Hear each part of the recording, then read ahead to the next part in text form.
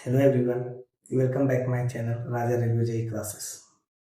आप हमारे यदि चैनल पर पहली बार आए हैं तो प्लीज़ हमें लाइक एंड सब्सक्राइब करके सपोर्ट कीजिएगा।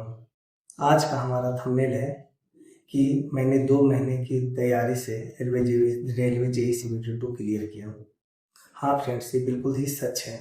मैं 2 मंथ की ही तैयारी में रेलवे जेई सिविल 2 क्लियर किया। आइए बताते हैं कैसे क्लियर किया। जो भी वीडियो में मैं जो भी कुछ भी बताऊंगा 100% सच है।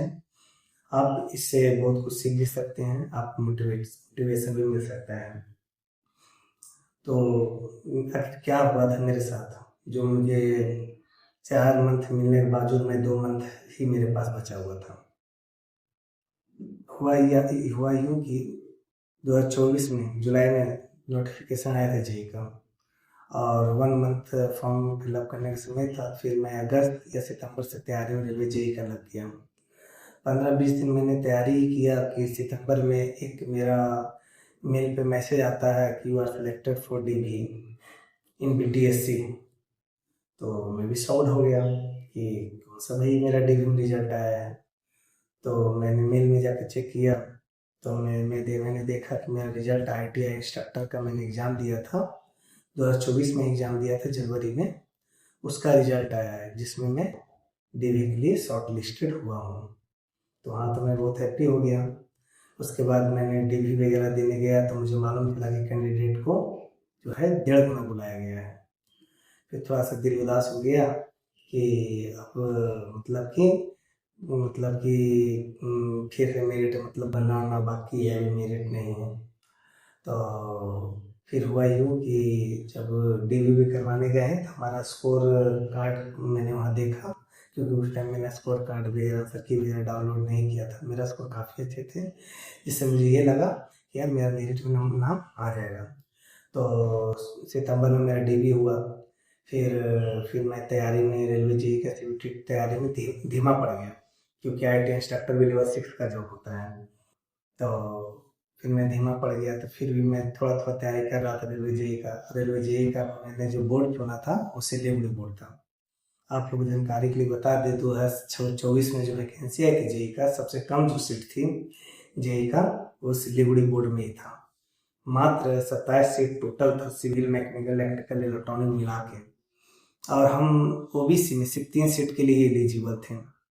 तो कहने के हम टेंशन में भी थे कि हम बहुत ज़्यादा ही हार्ड बोर्ड चुन लिए हैं, वैकेंसी कम है, सो तैयारी करने से कोई फ़ायदा नहीं है। इतना कम सीट में कैसे होगा। इतना कम सीट में मैंने फॉर्म फिलअप कर दिया। तो मैंने सोचा चलो IIT इंस्ट्रक्टर में मेरा रिजल्ट हो ही रखा है, लेवल 6 का जॉब ये भी है, रेलवे जेई भी लेवल 6 का है, तो क्यों ना IIT इंस्ट्रक्टर को ज्वाइन कर लिया जाएगा। तो फिर भी मैंने रेलवे जेई मेरा सपना था, तो थोड़ा था रेलवे जेई के लिए CVT 1 के लिए लगा हुआ था। जब CVT 1 देने गया, पेपर मेरा 17 दिसंबर 2024 को था, थर्ड शिफ्ट में। तो वहाँ मुझे एक शौक और लगा। ये शौक ये लगा कि मेरा जब मैं एग्ज़ाम में जब बैठा तो क्वेश्चन जो आने लगे इंग्लिश में आने लगे। जब मैं उसे हिंदी में कन्वर्ट करने की कोशिश किया, हिंदी में कन्वर्ट नहीं हो पा रही थी। तो अचानक मैं एग्ज़ाम सेंटर में चिल्ला उठा। वहाँ जो भी एग्जामिनर होते हैं उसको मैंने बोला, सर ये क्या हो रहा है, इंग्लिश में क्वेश्चन आ रहे हैं, सिर्फ हिंदी में करते हो, हिंदी में कन्वर्ट नहीं हो रहे हैं। क्योंकि मैं हिंदी मीडियम का स्टूडेंट था शुरू से ही। सिर्फ मैं टेक्निकल पेपर इंग्लिश में पढ़ा हुआ था, बाकी साइंस वगैरह, एनवायरनमेंट वगैरह जितना भी रेलवे जेई सिलेबस होता है, बाकी सब मैं हिंदी में पढ़ा हुआ था। हिंदी मीडियम से शुरू का स्टूडेंट था। तो उन्होंने एडमिट कार्ड देखकर बोला कि आपने जब फॉर्म फिलअप किया था तो आपने प्रीफ्रेंस चुन लिया था, इंग्लिश लैंग्वेज चुन लिया था, इसलिए आपका हिंदी नहीं हो सकता। तो मैं बिल्कुल शॉक्ड हो गया, एग्ज़ाम सेंटर में पूरा पसीना चलने लगा। तो किसी प्रकार से हिंदी मीडियम का स्टूडेंट के सामने जो प्रैक्टिस शुरू से हिंदी में करते आया हो और उसके सामने अचानक इंग्लिश में क्वेश्चन आ जाए तो इंसान आदमी डर ही जाएगा। तो मैं बिल्कुल डर गया। क्वेश्चन किसी तरह करके किसी तरह समझने की कोशिश करता गया, जिसकी वजह से सिर्फ मैं 100 में 92 क्वेश्चन को ही देख पाया, जिसमें मैंने 85 अटेम्प्ट लिया। और मैं बहुत टेंशन में आ गया कि अब रेलवे जेई का मेरा CVT 1 क्लियर नहीं होगा। मैं बाहर आकर बहुत टेंशन में था। घर वालों से भी बात की कैसा ऐसा मेरे साथ हो गया फॉर्म फिलअप करने के समय। और मैंने जो एग्ज़ाम दिया तो मुझे पता भी नहीं चल रहा था कि पेपर जो मैं क्वेश्चन समझ रहा हूँ क्या वो सही समझ रहा हूँ। तो लेकिन जब आंसर की आया तो खुदा न खास्ते मेरा रहा स्कोर CBT 1 में 70 था। और जब रिजल्ट आया तो मेरा आफ्टर नॉर्मलाइजेशन 76 हो गया, जिसकी वजह से मेरा CBT 1 सारा कैटेगरी में क्लियर हो गया। ठीक है, उसके बाद अब CBT 2 की तैयारी करना था। और CBT 2 की तैयारी करने के लिए रिजल्ट आया फरवरी में। तो फरवरी में रिजल्ट आया। अब CBT 2 की तैयारी हम करते ही उससे उसके जस्ट 2 दिन बाद हमारा ITI इंस्ट्रक्टर का फाइनल मेरिट लिस्ट आ गया, जिसमें 1:1 को कैंडिडेट को बुलाया गया। तो मेरा ITI इंस्ट्रक्टर का रिजल्ट क्लियर हो रखा था। तो ITI इंस्ट्रक्टर फिर मैंने कहा रहने दो, अब रेलवे JEE की तैयारी नहीं करेंगे, क्योंकि ITI इंस्ट्रक्टर चल कहें चलो अच्छा है, आराम का जॉब है। और उसमें वैसे भी वैकेंसी रेलवे JEE में बहुत कम है, मेरिट बनाना बहुत मुश्किल है। तो मैंने इसको छोड़ दिया। फिर मैं मेरा DVOA का डेट आ चुका था, तो मैंने डॉक्यूमेंट वगैरह पूरा बनाने में लग गया था। डॉक्यूमेंट वगैरह बना कर जब ज्वाइनिंग के लिए मुझे बुलाया गया, आपको वही मतलब 13 मार्च को बुलाया गया था ज्वाइनिंग के लिए। 13 मार्च ज्वाइनिंग के लिए जब दो गया तो दोबारा DV के लिए जो बुलाया जाता है ज्वाइनिंग में एक बार और DV होता है। तो उस DV में हमारा एक्सपीरियंस सर्टिफिकेट को लेकर इशू कर दिया। वो बोला कि आपका जो एक्सपीरियंस सर्टिफिकेट है वो मतलब कि इस जॉब के लिए वैलिड नहीं है। जबकि फर्स्ट टाइम जब DV हुआ उस टाइम मुझे रिजेक्ट नहीं किया, जब फाइनल ज्वाइनिंग टाइम आया तो उस टाइम इशू करने लगा। फिर ये बोलकर मुझे वापस लौटा दिया गया कि इस पर विचार किया जाएगा, सो आप अभी घर जाइए। तो मैं बिल्कुल टेंशन में आ गया कि आखिर मेरे साथ क्या हो गया। बिल्कुल फुल टेंशन में आ गया था। मतलब कि ऐसा हो गया कि मेरे आँख के सामने अंधेरा सा छा गया, क्योंकि वहाँ के अगल बगल भी जो हमारा डॉक्यूमेंट चेक कर रहे थे वो बोल रहे थे नहीं आपका कम चांस है होने का, सो आपका डिग्री जो आपका एक्सपीरियंस है ये इसमें वैलिड नहीं हो पाएगा ये एक्सपीरियंस। तो फिर मैं बाहर आ गया, बिल्कुल टेंशन में था। ऐसा हो रखा था कि गला सूख रहा था पर प्यास का एहसास नहीं हो रहा था, धूप बिल्कुल थी। किसी तरह 2 घंटा ऐसे ही मैं खड़ा हूँ, मुझे पता भी नहीं कि मैं खड़ा हूँ, ऐसा हालात हो चुकी थी।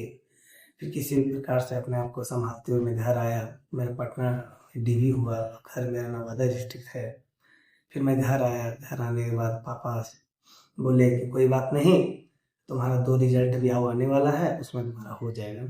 2 रिजल्ट और किसमें बात किया जा रहा था, एक मेरे पास ITI की भी डिग्री है। तो मैंने ITI का एग्ज़ाम ITI पे मैंने रेलवे टेक्नीशियन भी दे रखा था।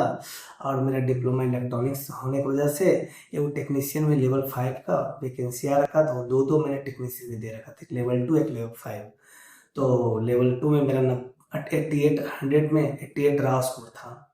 तो 88 जब रहा स्कोर था तो मैं पूरा ओवर कॉन्फिडेंट में था कि पटना जो था मुझे लगा कि कुछ भी हो जाएगा रिजल्ट। 100 में 88 काफ़ी वैल्यू रखती है। देखिए मैं अपना स्कोर कार्ड देख सकते हैं आप, हमारा स्कोर कार्ड।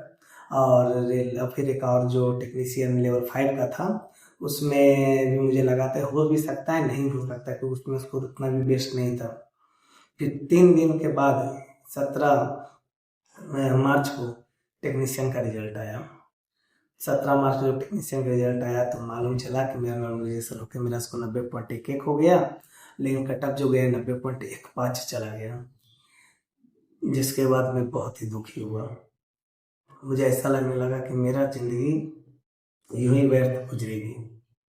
मैं कितना भी मेहनत कर लूँ मुझे सफलता नहीं मिलेगी, मुझे ऐसा एहसास होने लगा। आँख में फिर आंसू आ गए, क्योंकि 13 मार्च को मुझे झटका लगा था, वहाँ DV में मुझे रोक दिया गया। 17 मार्च का मेरा टेक्नीशियन में रिजल्ट 0.05 मार्क्स से रह गया। फिर 18 मार्च के आया लेवल 5 वाला टेक्नीशियन का रिजल्ट, उसमें मैं 0.9 मार्क्स से रह गया। जब 0.9 मार्क्स से रह गया तो फिर अब मुझे लगा कि मेरा कुछ भी नहीं हो सकता है, मेरा किस्मत में यही लिखा है कि मैं पढ़ते ही मेरा ज़िंदगी निकल जाएगा। तो लेकिन फिर वही लगभग मैं 10 दिन तक, 8 दिन तक 10 दिन तक बहुत टेंशन में रहा, ना रात में नींद आती थी ना कुछ, बिल्कुल टेंशन में रहता था। तो लगभग 28 से 30 मार्च मेरा और ऐसे ही चला गया, जबकि 22 अप्रैल का JEE मेंस का पेपर था। और मेरे पास समय भी नहीं था। तो पापा हमसे बातचीत किए, पापा यही बोले कि जो हो गया तो हो गया, अब बताओ रेलवे जेई का पेपर कब है। तो मैंने उनको बताया कि रेलवे जेई का पेपर मेरे पास ज़्यादा समय नहीं बचा हुआ है, मैं तो मेरे पास 20-22 दिन ही बचा हुआ है, और हम 22 दिन में इतना बड़ा रेलवे जेई का सिलेबस कैसे कवर करेंगे। बोले जो होगा सो होगा, तुम पढ़ो। उन्होंने यही बोला। तो फिर मैंने स्टार्ट कर दिया रेलवे जेई का पूरा दिमाग लगा कर, क्या मेरा मजबूत है क्या मेरा कमजोर है, जो कमजोर है उस पर मैंने फोकस करने लगा, जो मेरा मजबूत है उस पर मैं कम ध्यान दिया। तो 22 अप्रैल को जो मैंने पेपर दिया रेलवे जेई का, तो पेपर फिर हो गया कैंसिल।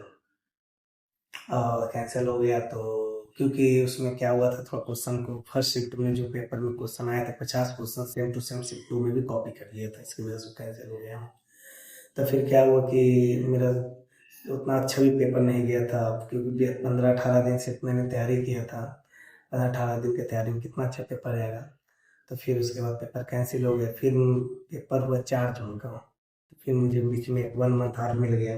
1 मंथ मिल गया तो उसमें मैंने फुल स्ट्रेटजी के साथ, फुल एकदम दिमाग के साथ, क्या मुझे करना चाहिए क्या नहीं करना चाहिए, किस पे मुझे ज़्यादा समय देना चाहिए, मैंने फुल स्ट्रेटजी अपना लगा कर फुल फोकस किया। तो मैंने जो मेरे अंदर जो सब्जेक्ट में कमजोरियाँ थी उस पर मैंने ज़्यादा समय दिया, जो मेरा मजबूत था उस पर कम समय दिया। बिल्कुल ही इस तरह से मैंने पढ़ा कि मेरा वो उतना ही कम दिनों में मेरा तैयारी, और जितना भी मैं पढ़ रखा हूँ सारा कुछ रिवीजन भी हो जाए। तो उस दौरान उस टाइम मैं बताता हूँ, उसके बीच में मुझे बहुत कठिनाई आई, फिर उसके बाद उस कहानी को मैं बाद में बताऊँगा क्या हुई। तो फिर मैंने 4 जून को पेपर दिया। ठीक है, 4 जून को पेपर दिया तो ये मतलब कि फिर वो रिजल्ट, आपको मालूम ही होगा कि रिजल्ट आ गया था 21 जुलाई को। 21 जुलाई को रिजल्ट आया था। तो फिर उसमें मेरा मेरा रोल नंबर नाम देखकर बहुत ही खुशी हुई। ठीक है, अब आप लोग के मन में ये सवाल आ रहा होगा कि ये सोच रहे होंगे कि शायद आपका टेक्निकल बहुत अच्छा होगा या आपका बहुत पढ़ाई अच्छा होगा, इसलिए आपने 1.5 से 2 मंथ में सारा कुछ कवर करके आपने CBT 2 निकाल लिया। चलिए इसको भी बताते हैं मेरा पढ़ाई कैसा था। शायद आप लोग को इससे हेल्प मिलेगा और मोटिवेशन भी। देखिए फ्रेंड्स, मैं अपने बारे में बताऊं तो मैं इसको बताने से पहले मैं थोड़ा अपना पास्ट का पढ़ाई के बारे में बताता हूँ। मैं 10th में मेरा मात्र 62.6% था, जो कि बहुत ही बिहार बोर्ड में कम कम माना जाता है। तो मैं एक पढ़ने में बहुत ही मीडियम स्टूडेंट था। 2015 में मैं डिप्लोमा करने के लिए दिल्ली चला गया। वहाँ से मैंने इलेक्ट्रॉनिक्स से जब डिप्लोमा करना शुरू किया, तो मुझे मालूम चला इलेक्ट्रॉनिक्स में कोई भी गवर्नमेंट में वैकेंसी ज़्यादा नहीं आती है, अब आती है तो सिर्फ रेलवे जेई में ही आती है। और दूसरा विभाग में इलेक्ट्रॉनिक्स से यदि आप डिप्लोमा कर रखे हैं तो आपका वैकेंसी ही बहुत कम आती है। तो फिर हुआ यूँ कि मैं इलेक्ट्रॉनिक्स में एडमिशन ले रखा था, तो और हिंदी मीडियम का स्टूडेंट था, इंग्लिश मीडियम में चला गया।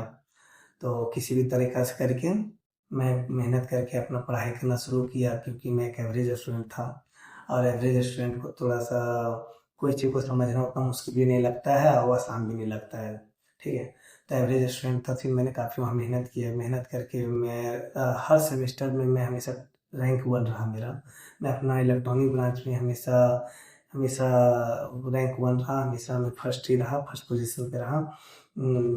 दिल्ली में जितना भी कैंडिडेट थे सबको पीछे हमेशा रखा, क्योंकि मैंने इलेक्ट्रॉनिक्स का पढ़ाई खूब डीपली तो नहीं किया था, पर जो भी डिप्लोमा लेवल का होता है मैंने उसको समझने की काफ़ी कोशिश भी किया था, जिसकी वजह से मेरा इलेक्ट्रॉनिक्स का पढ़ाई बहुत अच्छा भी नहीं था बहुत ख़राब भी नहीं था, बस इतना था कि समझ आता था। यदि मैं उसको डीप में पढ़ना चाहता था, कोई क्लास वगैरह देखता तो मुझे समझ आती थी वो टीचर बता क्या रहा है। तो हमारा पढ़ाई 2018 में कुछ, फिर मैं 2018 में पास आउट हो गया। 2018 में पास आउट होने के बाद फिर मैं रेलवे की तैयारी में शुरू से लग गया, क्योंकि मुझे पता था इलेक्ट्रॉनिक्स का जो वैकेंसी सिर्फ रेलवे जेई में आता है, और किसी भी विभाग में ना स्टेट में आती है ना SSC में आती है। तो इसकी वजह से मैं शुरू से रेलवे की तैयारी में लग गया। रेलवे की तैयारी में लगे लगे रहने की वजह से 2023 में मेरा फर्स्ट लेवल 1 रेलवे का लेवल 1 ये रेलवे गेटमैन हमारा क्लियर हुआ। और रेलवे गेट में जब हमारा क्लियर हुआ तो मैंने उसको ज्वाइन किया। फिर उसमें मेरा 12 घंटा की ड्यूटी था, और 12 घंटा की ड्यूटी करने के साथ साथ ही मैंने रेलवे की तैयारी किया था। जी हाँ, 12 घंटा की मैंने तैयारी, 12 घंटा का इतना हार्ड ड्यूटी होने के बाद फिर मैं वहाँ पढ़ाई करता ही रहता था। पूरी जितना भी समय मिलता था, जब भी समय मिलता तो मैं पढ़ाई करते रहता था। और जिसकी वजह से मेरा 2024 में जो मैंने बताया ITI इंस्ट्रक्टर BTSC का, उसका रिजल्ट शायद उन्हीं मेहनत की वजह से हो पाया था। जबकि मुझे नहीं लगा था कि मेरा paper BTSC ITI instructor clear होगा, पर मेरा पेपर क्लियर हो गया था। ठीक है, तो उसके बाद आपको ये समझ आता होगा कि, और हाँ, मेरा शुरू से सपना था कि मैं रेलवे में ही जेई बनूँ, रेलवे में ही जेई बनूँ। तो हम मेरे भगवान ने आखिर मेरा सुन लिया और हमारा मेहनत सफल हुआ, और मैं फाइनल आज रेलवे में जेई में इलेक्ट्रिकल डिपार्टमेंट में पोस्टेड हूँ। सो आप लोग से बस यही कहना चाहूँगा कि यदि आप कोई भी चीज़ को या कोई भी पोस्ट को जो पाना चाहते हैं, तो आप बिल्कुल अपना श्रद्धा से, अपना मेहनत से लगे रहिए। ज़रूर ये कठिनाई ज़रूर आती है ज़िंदगी में, लेकिन हाँ, ये वो कठिनाई आपकी सफलता को रोक नहीं पाएगी यदि आपकी मेहनत में सच्चाई रहेगी। तो इस वीडियो को ख़त्म करने से, रुकने से पहले हम एक आप लोग को बात बोलना चाहेंगे कि जो हमारे कृष्णा जी ने एक श्लोक कहा है कि कर्म तुम्हारा कल होगा, कर्म में अगर सच्चाई है तो कर्म कहाँ निष्फल होगा, हर संकट का हल होगा, आज नहीं तो कल जरूर होगा। हाँ फ्रेंड्स, ये मुझे स्लोगन मुझे बहुत अच्छा लगता है। इस स्लोगन में मुझे सच्चाई दिखती है। यदि आप कड़ी मेहनत और एक दिशा में आपको बिल्कुल 100% दिमाग लगा कर रहेंगे, सबसे एक बार आप सोचिएगा कि हम इसको इसमें मुझे जाना है, इसमें क्या सिलेबस है, क्या क्या टॉपिक है, क्या क्या टॉपिक मुझे मजबूत करना है, क्या क्या करना है। तो एक समय ऐसा आता है कि भगवान भी कहते हैं कि इस फील्ड में इसने बहुत समय दे रहा है, तो उसे सफलता देना चाहिए, फिर एक दिन आपको सफलता मिल भी जाएगी। ठीक है, यहीं पे मैं वीडियो को स्टॉप करता हूँ, और आप समझ पाए होंगे कि आखिर मेरे साथ क्या क्या हुआ। ठीक है, वो भी हिंदी मीडियम का स्टूडेंट का रेलवे जी इंग्लिश में मैंने पेपर दिया, CBT 1 भी CBT 2 भी, जिसकी वजह से कुछ क्वेश्चन मुझे इंग्लिश के वजह से गलत हुई, तब भी मैं मेरिट में रहा, मेरिट से बाहर नहीं हुआ। तो आप लोग भी रेलवे जी CBT 2 की तैयारी कर रहे हैं तो बिल्कुल दम स्मार्ट स्ट्रेटजी से तैयारी कीजिए, बिल्कुल हट कर दिमाग लगा कर, क्या आपका मजबूत है, क्या कमजोरी, किस में ज़्यादा समय दे, किस में कम समय दे, आपसे बेहतर किसी को पता नहीं है। तो बस आपसे यही कहेंगे, पूरा फोकस बनाए रखें, किस्मत और लक और आपका मेहनत सब कुछ सही रहा तो CBT 2 क्लियर हो के जहाँ आज हम ट्रेनिंग कर रहे हैं, आप लोग कर वहाँ जरूर आइएगा। ठीक है, थैंक यू। प्लीज़ सब्सक्राइब जरूर करिएगा हमारे चैनल को, नया नया चैनल बनाए तो मोटिवेट करिए हमें भी।